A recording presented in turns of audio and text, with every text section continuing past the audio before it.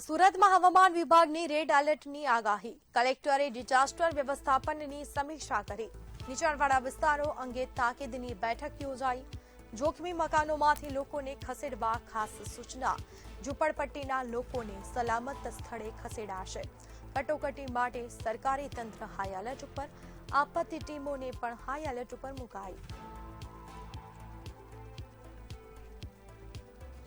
તો આપણી સાથે સંવાદદાતા દીપક રાય સુરતથી લાઈવ જોડાઈ ચૂક્યા છે. જી દીપક, જે રીતે હવામાન વિભાગ દ્વારા આગાહી કરવામાં આવી છે તેના પગલે ક્યાંક તંત્ર અત્યારે સતર્ક જોવા મળી રહ્યું છે, શું વિગત?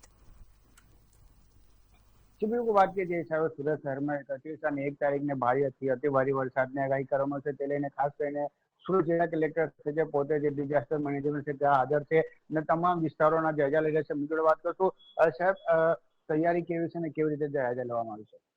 અત્યારે તમામ ટીમોને એલર્ટ કરી દેવામાં આવી છે અને જે પણ નીચાણવાળા વિસ્તાર છે ત્યાંથી લોકો તાત્કાલિક ધોરણે પોતાના સેફ સ્થળે જાય એ માટે સૂચના આપી છે અને ટીમ પણ અત્યારે ફિલ્ડમાં જ છે અને તમામને અમારી ખાસ વિનંતી છે કે જેટલા પણ નીચાણવાળા વિસ્તાર છે ત્યાંથી તાત્કાલિક ધોરણે અત્યારે જે ઉપરનો જે આપણા ભાગ છે જ્યાં સેફ છે ત્યાં સ્થળાંતર કરે.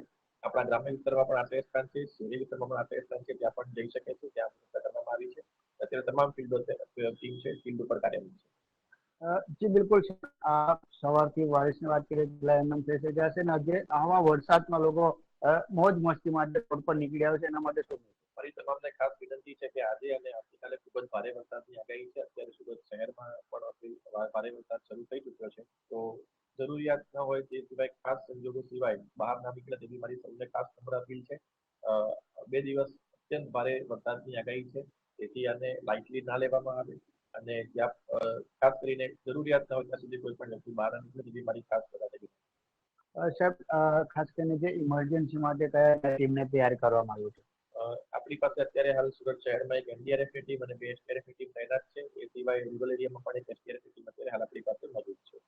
બિલકુલ, ખાસ કરીને માટે પુખ્તા છે જે એક્ઝામ છે ખાસ કરીને જે હિસાબે જરૂરી કામ ને ત્યારબાદ ઘરથી બહાર ના નીકળો એક વરસાદને આગાહી કરવામાં ખાસ કરીને 30 કિલોમીટર જે પવન છે એ પવન છે એટલે જરૂર ના હોય તો ઘરથી બહાર નીકળવા અપીલ કરવામાં આવ્યું છે. જાણકારી આપવા બદલ આપનો આભાર.